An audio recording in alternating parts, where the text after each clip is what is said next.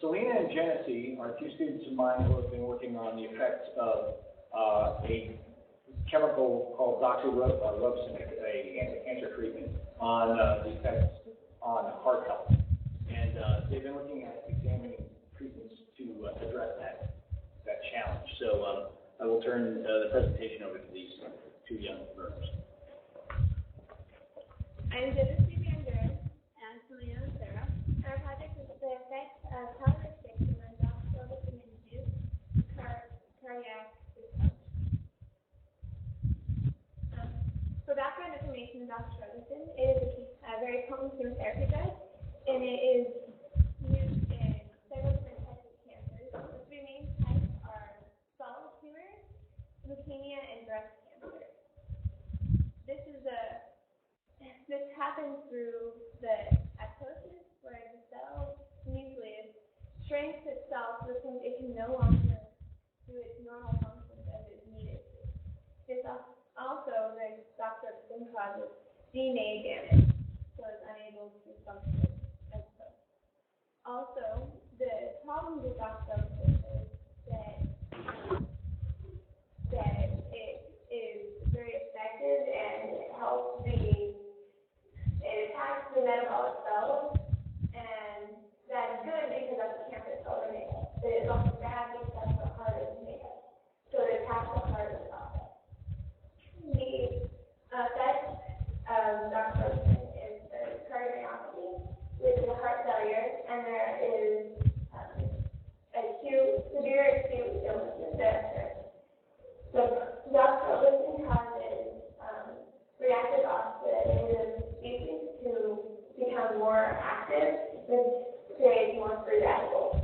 The free radicals happen normally in the body, and that creates that it's able to handle and maintain this, but because of Doxorubicin, they are unable to attack and reduce the rocks. This is not good because it will then cause deterioration to cells. Calorie restriction, or CR, is a form of dieting in which one's calorie intake is decreased without causing malnutrition to the body. It is proven to extend lifespan, preserve cardiac function, and lower body mass. However, there are a few differing effects. If CR is done for only a short amount of time, it will actually cause minor cardiac dysfunction. But if you keep going with it for longer periods of time, it will actually end up benefiting the heart through reduced cardiac remodeling. We used rats split into 4 groups.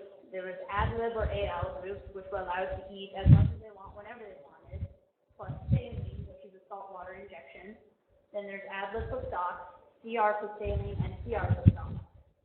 This experiment was done over a period of 4 weeks, and echocardiographs, were taken weekly to monitor the rat's cardiac functions and conditions through both MMOs and Dopplers, which we will see examples of later in the lecture. It is known that Doxorubicin is an effective chemotherapy drug, but it's also known as very dangerous because of the heart failure effect.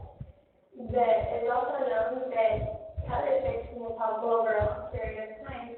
So if you combine calorie restriction alongside Doxorubicin, it will reduce the amount of Doxorubicin buildup in the heart, which will intend that later on their patients receiving Doxorubicin would have a lower chance of having heart failure.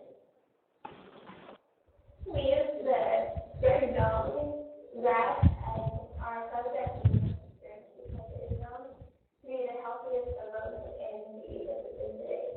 So knowing that, we know that there is no underlying causes making it so that the effects happen at different rates than we have suspected. The rats are born and given a 10-week span where they are allowed to grow into normal rats. And at that point, after 10 weeks, they are probably in stage 0, and the rats are given their eating regimen group, calorie restricted or unhealthy. The calorie restricted animals will be given 60% of the daily intake of the active animal. This is a table of the procedures that we did throughout this trial. And you can see we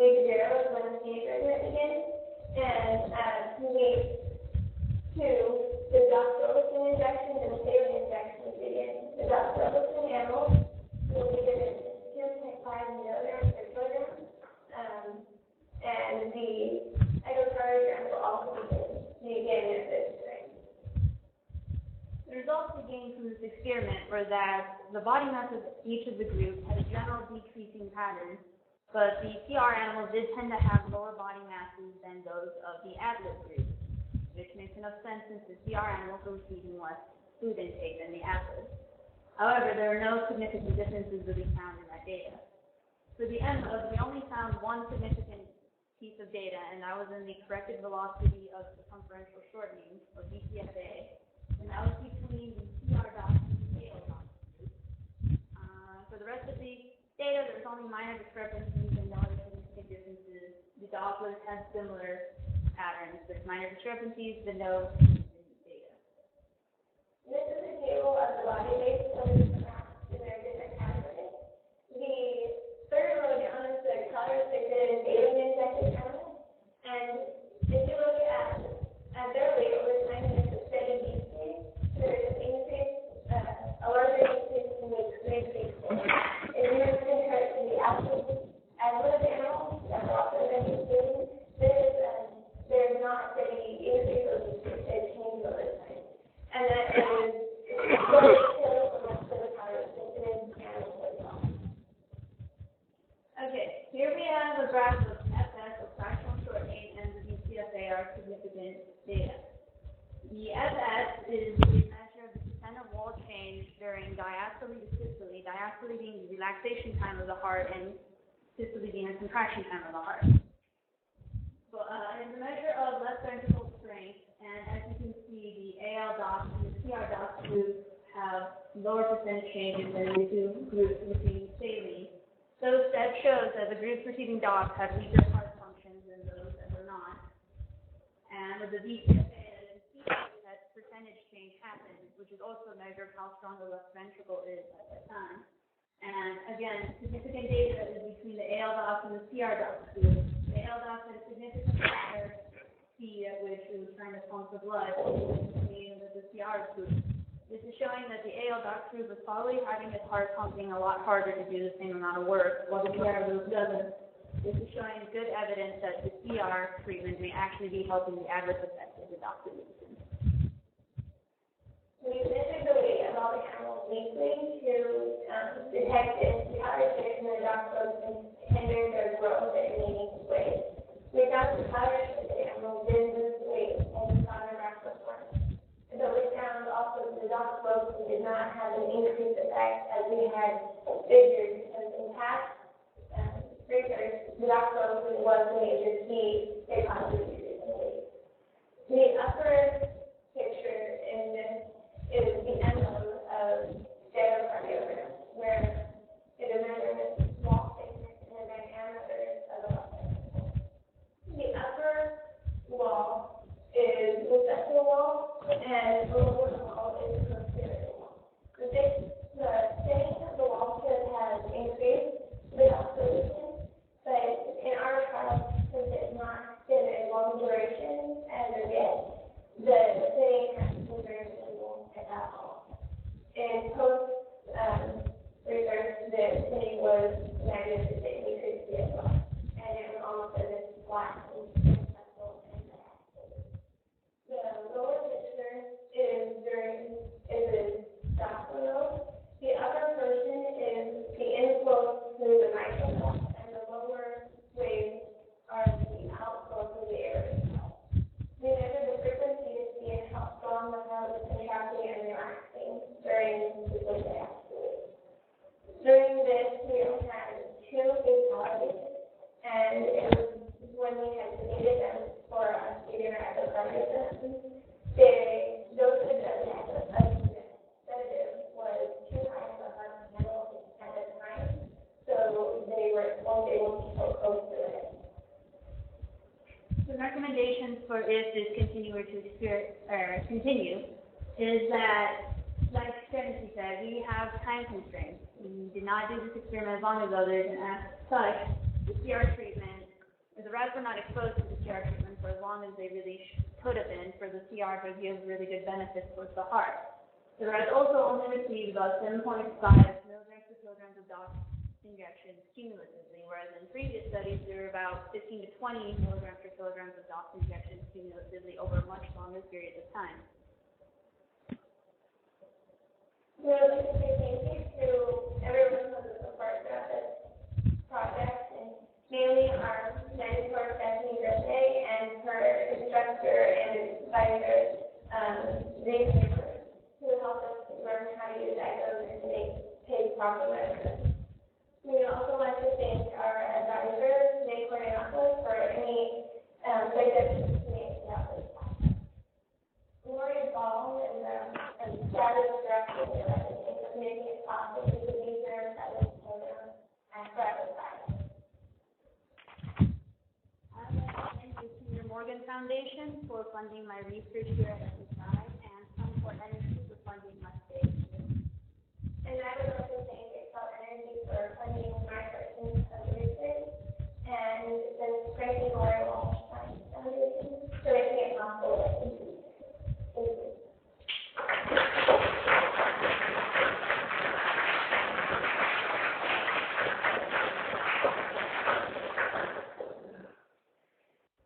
Any questions? Yes?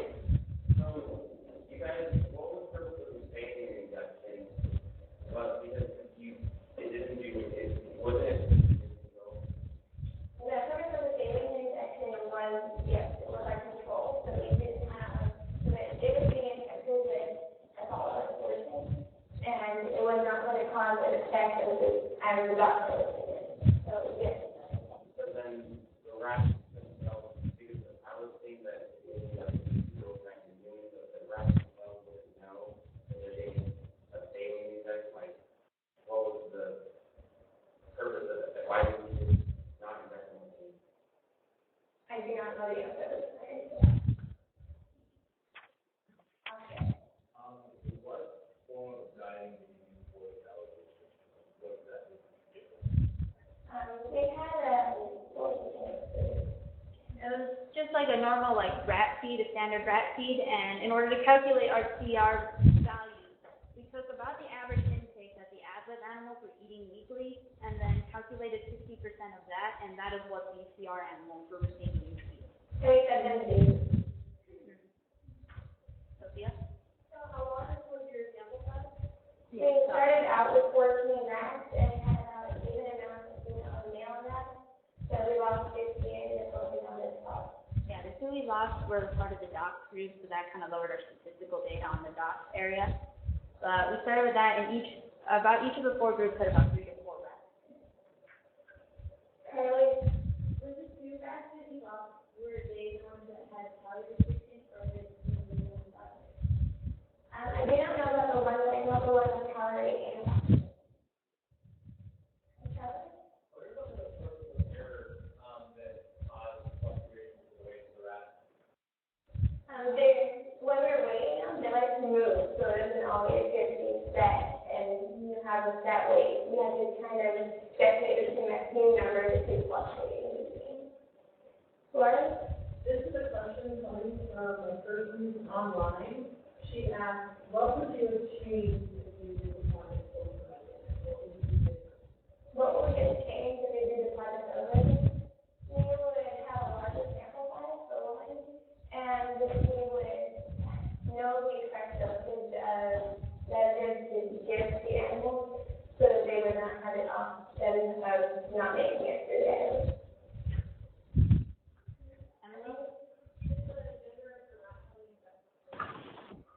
Not that it could help us.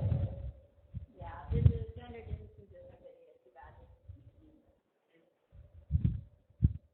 Any questions? Okay. Were the mice all bred here in sterile conditions, or where did they come from? Yes. The rest were all bred here, and that's why they had a 10-week period to grow from birth to get the close. Yeah, we have there's a breeding center in the basement where